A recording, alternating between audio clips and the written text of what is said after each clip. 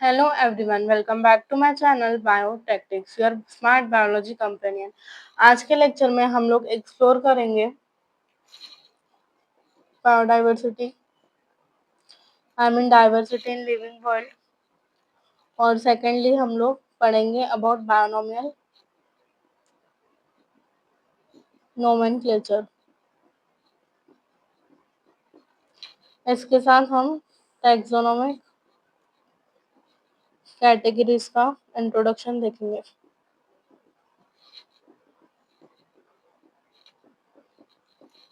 ठीक है, so let's go deep into this fascinating topic. सबसे पहले तो मैं तुम लोगों को लास्ट क्लास का क्विक रिवीजन करवाना चाहती हूँ। देखो, लास्ट क्लास में हम लोगों ने बात की थी, हमने ये समझा था कि अगर कोई ऑर्गेनिज्म लिविंग है तो उसमें क्या डिफाइनिंग फीचर्स होंगे, राइट। हमने ये देखा था, हमने 4 पैरामीटर्स की बात की थी। पहला था ग्रोथ, सेकंड था रिप्रोडक्शन, थर्ड था मेटाबॉलिज्म और फोर्थ था कॉन्शियसनेस, राइट। इन 4 फीचर्स की हमने बात की थी। तो हमने ये देखा था कि ग्रोथ में हमको एक्सेप्शन दिख रहा था, तो ये डिफाइनिंग कैरेक्टर नहीं है, ये फंडामेंटल फीचर है। रिप्रोडक्शन में भी हमको दिख रहा था, जैसे कुछ इनफर्टाइल कपल्स होते हैं, म्यूल हो गया, तो रिप्रोडक्शन में भी एक्सेप्शन था, इट इज, इसलिए ये फंडामेंटल फीचर है। But metabolism it is defining feature. उसके बाद कॉन्शियसनेस भी डिफाइनिंग फीचर है, बट ये थोड़ा कॉम्प्लेक्स फीचर है। हमने ये भी देखा था कि ह्यूमन एक ऐसे ऑर्गेनिज्म है जो सेल्फ कॉन्शियस रहते हैं। और फोर्थ हमने देखा था, फिफ्थ हमने देखा था सेलुलर ऑर्गेनाइजेशन, राइट। ये भी एक डिफाइनिंग फीचर है। सो आई होप तुमने ये क्लास अच्छे से रिवाइज करी होगी और इसकी सारी चीजें तुमको क्लियर होगी। अगर इसमें तुमको कोई भी डाउट है तो प्लीज मुझे कमेंट्स में बताना, I will try to answer it out. आज हम लोग सबसे पहले पढ़ेंगे बायोडाइवर्सिटी, ठीक है। उसके बाद हम नेक्स्ट पढ़ेंगे बायोनोमियल नोमेनक्लेचर जो कार्लोस लिनियस ने दिया था। उसके बाद हम टैक्सोनॉमिक कैटेगरीज का थोड़ा इंट्रोडक्शन देखेंगे। तो चलो शुरू करते हैं। तो सबसे पहले हम लोग पढ़ेंगे अबाउट बायोडाइवर्सिटी। सबसे पहले मैं तुमसे क्वेश्चन पूछना चाहती हूँ, तुमने हमारी अर्थ, आई मीन अपने आसपास की सराउंडिंग तो देखी है, उसमें हमको कितनी अलग अलग टाइप के insects, plants, animals, micro organisms, कितनी सारी चीजें दिखती है, राइट। तो ये सब क्या है? अर्थ एक ऐसा प्लैनेट है जिसपे ही लिविंग चीजें एग्जिस्ट करती है और कोई प्लैनेट के एग्जिस्ट नहीं करती है, ठीक है। माइक्रोस्कोपिक बैक्टीरिया से टू ह्यूमन, हर लिविंग चीज अर्थ पे पाई जाती है, ठीक है। उसके बाद अगर मैं बात करूं आईयूसीएन की, आईयूसीएन का फुल फॉर्म लिख लो, ये तुम्हारी एनसीईआरटी में नहीं दिया हुआ है क्लास 11 की। It is international union of nature and nomenclature. इनके according 13 to 14 million species discovered हो चुके हैं, ठीक है। बट अभी हमें करंटली 1.7 to 1.8 मिलियन स्पेशीज के बारे में पता है। इतनी स्पेशीज अर्थ पे प्रेजेंट हैं, बट उसमें से डिस्कवर्ड सिर्फ 1.7 to 1.8 मिलियन हुई है, दैट इज 17 to 18 lakhs। अगर लैक्स में है तो इट इज 17 to 18 lakhs, ठीक है। So number of species known and described range is between 1.7 to 1.8 million on our earth. अब अगर मैं बात करूं बायोडाइवर्सिटी की, तो बायोडाइवर्सिटी क्या है? देखो, बायोडाइवर्सिटी बना हुआ है 2 वर्ड्स का। पहला है बायो, दैट मीन्स लिविंग, और डाइवर्सिटी मतलब वेरिएशन, राइट। मतलब the number of organisms, number and types of organism जो कि अर्थ पे प्रेजेंट है, present on earth, this is biodiversity. Her organism unique होता है, इसलिए साइंटिफिक सिस्टम ऑफ क्लासिफिकेशन और नेमिंग जरूरी होती है। अगर मैं बात करूं इंसेक्ट्स की, तो तुम कॉकरोच और मस्कीटो को एक इसमें नहीं देख सकते। वैसे ही प्लांट्स में मैं बात करूं, तो हमने डिवाइड किया इनको हर्ब्स, श्रब्स और ट्री में। तुम ग्रासेस को ट्री नहीं बोल सकते या कोई ट्री को ग्रास नहीं बोल सकते। हर चीज को कैटेगराइज करना बहुत जरूरी है, राइट। जैसे अब तुम्हारी बुक्स है, तुमने 3 सब्जेक्ट में डिवाइड की होगी, बायोलॉजी, फिजिक्स और केमिस्ट्री। बट इसका क्या मतलब है? तुम एक नोटबुक बना सकते हो, उसमें आधा तुम बायोलॉजी लिखो, आधे में तुम फिजिक्स लिखो और आधे में तो केमिस्ट्री लिखो, but it will be more confusing. और इसमें हर एक चीज ढूंढना इजी नहीं हो सकता, इसीलिए तुमने उसको क्लासिफाई किया है ताकि तुम इजीली अपनी बुक्स आइडेंटिफाई करके पढ़ सको, राइट। वैसे ही इतने ऑर्गेनिजम्स है, अलग इंसेक्ट्स है, अलग प्लांट्स है, अलग एनिमल्स है, बैक्टीरिया है, बैक्टीरिया में भी कोई नाइट्रोबैक्टीरिया है, राइट। कोई कुछ नाइट्रोजन फिक्स करता है, कोई कुछ फिक्स करता है, सो हर चीज को क्लासिफाई करना इम्पोर्टेंट है। इसलिए इन सब की नेमिंग और इनको क्लासिफाई करना बहुत ज्यादा इम्पोर्टेंट है। तो अब हम इनको क्लासिफाई कैसे कर सकते हैं? हाँ, ये बड़ा दिख रहा है, इसको इसमें डाल दो, ये भी बड़ा दिख रहा है, इसको इसमें डाल दो, और बाकी के जो छोटे हैं वो अलग ग्रुप में डाल दो। ये कोई चीज नहीं है ना क्लासिफाई करने की। तो हम देखते हैं क्लासिफिकेशन का बेसिक क्राइटेरिया क्या होता है। देखो, अब जो नेक्स्ट चीज आती है वो आती है कि वाई क्लासिफिकेशन इज नीडेड। क्यों हमको क्लासिफिकेशन करना चाहिए? जैसे मैंने अभी तुमको एग्जांपल दिया कि तुम्हारे पास 3 सब्जेक्ट्स हैं, फिजिक्स, केमिस्ट्री और बायोलॉजी, पीसीबी। तुम फिजिक्स की एक बुक बनाते हो, केमिस्ट्री की एक बुक बनाते हो और बायो की एक बुक बनाते हो, तो ये क्या चुनते हो, क्राइटेरिया क्या चुनते हो? हाँ, फिजिक्स में सारे न्यूमेरिकल्स हो गए, केमिस्ट्री की बात करो तो ऑर्गेनिक की अलग, इनऑर्गेनिक की अलग और फिजिकल केमिस्ट्री की अलग, हर चीज में डिफरेंस है। बायोलॉजी की बात करो तो बॉटनी अलग, जूलॉजी अलग, बॉटनी में प्लांट्स अलग, एनिमल्स अलग, राइट। तो ये क्राइटेरिया हुआ ना डिवाइड करने का, कि इसमें ये चीज है, इसलिए हमने इसको इसके अकॉर्डिंग डिवाइड किया। अब तुमने डिवाइड क्यों किया? ताकि तुम्हारा काम इजी हो जाए। वैसे ही क्लासिफिकेशन इसलिए जरूरी है क्योंकि हमारी अर्थ में मिलियंस ऑफ ऑर्गेनिज्म है, 1.7 टू 1.8 मिलियन। अब हम हर ऑर्गेनिज्म को इतना जल्दी आइडेंटिफाई कैसे करेंगे? उसके लिए हमको ऑब्वियसली क्लासिफिकेशन करना पड़ेगा। एक सिस्टमैटिक प्रोसेस चाहिए जिसे हम उसे इजीली आइडेंटिफाई करें, कंपेयर करें और स्टडी कर सकें। ऐसे ही रैंडमली तो तुम स्टडी नहीं कर सकते हो। तो क्लासिफिकेशन के 4 स्टेप्स हैं।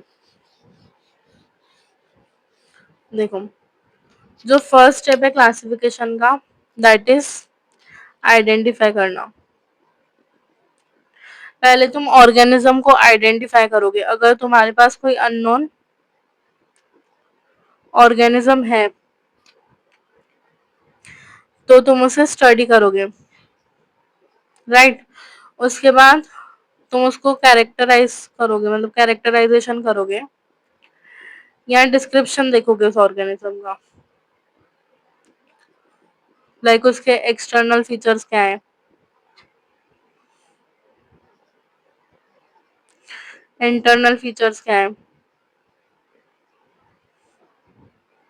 इसके बारे में स्टडी करोगे। फिर थर्डली तुम नोमेनक्लेचर करोगे, मतलब उसको नाम दोगे। ऐसे ही तो अननोन तुम नहीं कर सकते ना। जैसे अभी मैंगो है, मैंगो को किसी रीजन में मैंगो बोलते हैं, किसी रीजन में कुछ बोलते हैं, किसी रीजन में कुछ बोलते हैं, बट उसका एक साइंटिफिक नेम है मैंजीफेरा इंडिका, राइट। अभी जैसे डॉग है, तुम उसको कुत्ता बोलते हो, राइट। पर वहीं पे डॉग की कितनी सारी स्पेशीज है, तो हर किसी को नाम देना इम्पोर्टेंट है। और नाम देने के बाद फिर उसको क्लासिफाई करना है, दैट इज क्लासिफिकेशन करना है उनका, वो किस कैटेगरी में आएगा। जैसे प्लांट्स है, प्लांट्स को हम हर्ब, श्रब्स, ट्री के हिसाब से क्लासिफाई करते हैं। कौन सा हर्ब है, कौन सा श्रब है और कौन सा ट्री है, तो उसको उस कैटेगरी में डालना इम्पोर्टेंट है। तो ये 4 बेसिक चीज़ें हैं जो क्लासिफिकेशन के लिए ज़रूरी है, और क्लासिफिकेशन हमारा काम ईज़ी करने के लिए ही होता है। It is needed for our own study. Like तुम रैंडमली किसी चीज़ को पढ़ नहीं सकते हो, ठीक है? तो ये पूरा कंसेप्ट दिया था कार्लस लिनियस ने, इसलिए हम उन्हें कहते हैं फादर ऑफ टैक्सोनॉमी। अब देखो मैं तुम्हें बताती हूँ टैक्सोनॉमी का मतलब क्या होता है। मुझे तो तुम्हें 2 टर्म समझानी है जिसमें स्टूडेंट्स को कंफ्यूजन होती है। पहली है टैक्सोनॉमी, ये टर्म समझानी है, और सेकंड है सिस्टमैटिक्स। ठीक है, ये दोनों टर्म मुझे तुम लोगों को समझानी है। अगर मैं बात करूं टैक्सोनॉमी की, तो टैक्सोनॉमी की definition is simple. It is a branch of science that deals with principles of classification, जो हमने अभी पढ़े। मतलब किसी ऑर्गेनिज्म को कैसे क्लासिफाई करना है, that is CINC। Characterization, identification, nomenclature और क्लासिफिकेशन। अब सेकंड चीज है सिस्टमैटिक्स। अगर इसकी बात करें तो इट इज डिराइव्ड, किससे आई है ये term? Derived from Latin word. किससे आई है? लैटिन वर्ड से आई है, राइट? क्या है वो लैटिन वर्ड? सिस्टमा। सिस्टमा मतलब क्या? सिस्टमैटिक मतलब सीक्वेंस में, अरेंजमेंट ऑफ ऑर्गेनिज्म। ठीक है, ये समझ गया, ये भी क्लासिफाई करना है, ये भी सीक्वेंस में किसी चीज को क्लासिफाई करना है। बट इसमें जो इम्पोर्टेंट चीज आती है दैट इज इवोल्यूशनरी रिलेशनशिप। मतलब कौन किससे इवॉल्व हुआ उसको ध्यान में रखते हुए सिस्टमैटिक्स, मतलब सिस्टमैटिक्स में क्या होता है, एक ऑर्गेनिज्म इस ऑर्गेनिज्म से इवॉल्व हुआ तो इस सीक्वेंस में उनकी अरेंजमेंट होती है, राइट? बट टैक्सोनॉमी में हम डायरेक्टली उस ऑर्गेनिज्म के कैरेक्टर्स देखते हैं, हम नहीं देखते हैं उसकी हिस्ट्री की, हाँ ये इससे इवॉल्व हुआ, हम डायरेक्टली उसको कैटेगराइज कर देते हैं। इसमें इवोल्यूशनरी रिलेशनशिप देखा जाता है। सो ये मेन डिफरेंस है सिस्टमैटिक्स और टैक्सोनॉमी में। आई होप तुमको दोनों टर्म्स क्लियर होंगी। सिस्टमैटिक्स मतलब क्या, टैक्सोनॉमी प्लस इवोल्यूशन, राइट?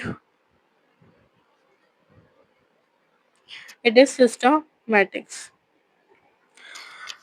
तो ये बेसिक चीजें थी जिनके बारे में हमने बात करी। हमने देखा कि किसी ऑर्गेनिज्म को पहले आइडेंटिफाई करते हैं, उसके कैरेक्टर्स देखते हैं और फिर नोमेनक्लेचर करते हैं। बट नोमेनक्लेचर कैसे करते हैं अब हम उसके बारे में पढ़ेंगे। और एक चीज ध्यान रख दो, father of taxonomist Carolus Linnaeus, ठीक है? इन्होंने बायोनोमियल नोमेनक्लेचर भी दिया था जिसके बारे में हम अभी पढ़ेंगे। अब जो नेक्स्ट चीज के बारे में हम लोग पढ़ने वाले हैं दैट इज बायोनोमियल नोमेनक्लेचर। किसने दिया था ये? कार्ल लिनियस ने, ठीक है? इसका मतलब क्या है? साइंटिफिक नेमिंग, मतलब ग्लोबली हर ऑर्गेनिज्म को एक ही नाम से पहचाना जाएगा।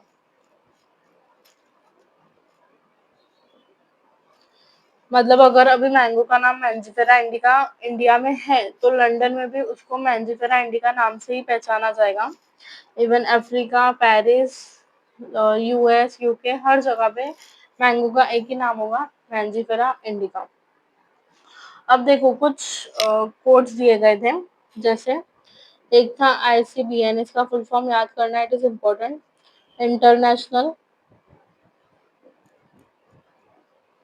Code for botanical nomenclature.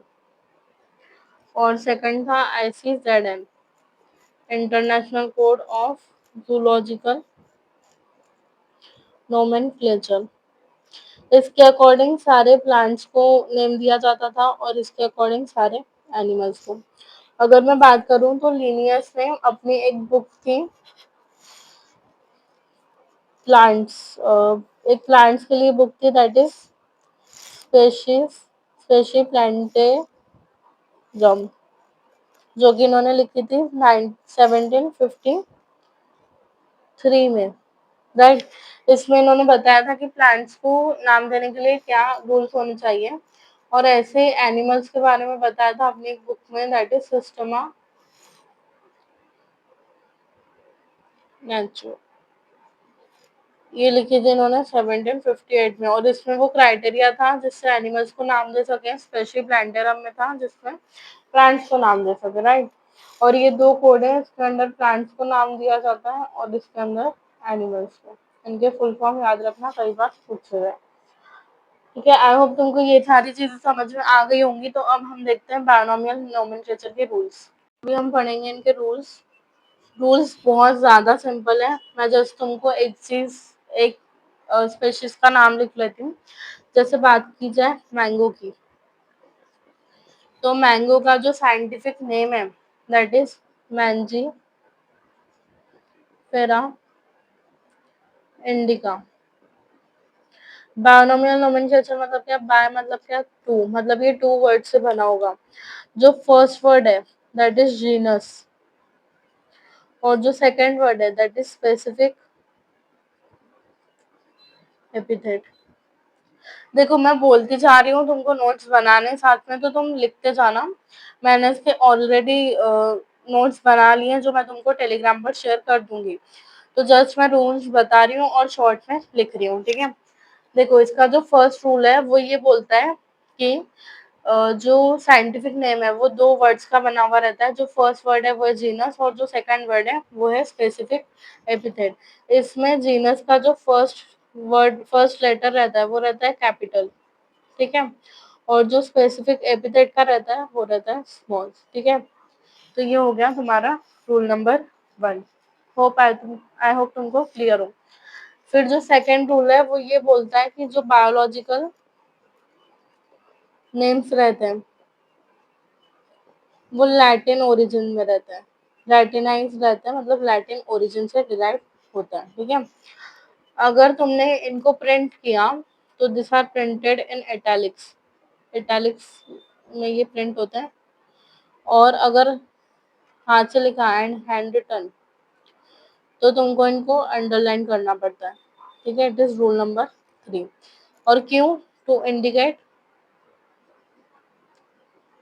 Latin origin. ये ध्यान में रखना, अगर यहाँ पे ग्रीक कर दोगे तो वो गलत हो जाएगा, ठीक है। अगर तुमको इसके ऑथर का नाम लिखना हो तो second word that is specific epithet के बाद तुम एब्रिविएटेड फॉर्म में लिख सकते हो। जैसे ये लीनियस ने दिया था तो हमने लीन लिख दिया, दिस इज ऑथर नेम,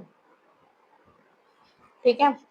सो ये बेसिक रूल्स थे 4। पहला ये था कि biological names are always in Latin, ठीक है।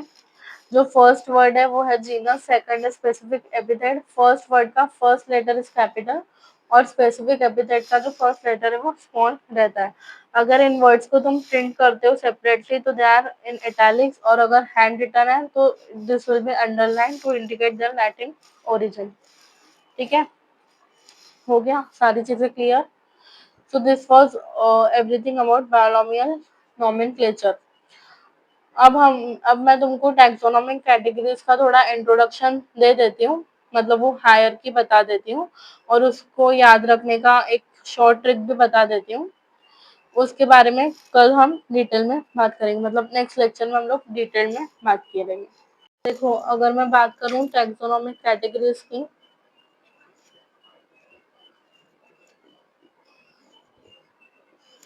तो देयर आर 7 ऑब्लिगेट कैटेगरीज, ठीक है। इसमें जो फर्स्ट है दैट इज किंगडम, राइट। हम पढ़ते हैं प्लांट किंगडम, एनिमल किंगडम, तो पहली आती है किंगडम। उसके बाद आती है फाइलम, या प्लांट्स के लिए इट इज डिवीजन। तुम पढ़ते हो एनिमल किंगडम में, फाइलम आर्थ्रोपोडा, फाइलम पोरिफेरा, ठीक है। थर्ड आती है class, fourth order, family, sixth is genus, and seventh is species, ठीक है। इसको याद रखने का जो निमोनिक है वो है कीप पॉट्स क्लीन, और फैमिली गेट्स सिक। के से किंगडम, पी से फाइलम, सी से क्लास, और से ऑर्डर, एफ से मतलब फैमिली पूरा का पूरा, जी से जीनस, और एस से स्पेशीज, ठीक है। सो ये है 7 ऑब्लिगेट कैटेगरीज, ठीक है। ये ट्रिक तुमको बहुत हेल्प करेगी। अब इसमें ऐसा होता है जितनी हायर लेवल है उतने कैरेक्टरिस्टिक्स, कॉमन कैरेक्टरिस्टिक कम होते हैं, वेरएस इधर कॉमन कैरेक्टरिस्टिक ज्यादा होते हैं, ठीक है। मैं तुमको अगले इसमें अच्छे से बताऊंगी ये सारी चीजें। और एक चीज याद रखना, ये जो है दिस इज असेंडिंग ऑर्डर, और ये जो है दिस इज डिसेंडिंग ऑर्डर। मतलब अगर किंगडम से तुम गए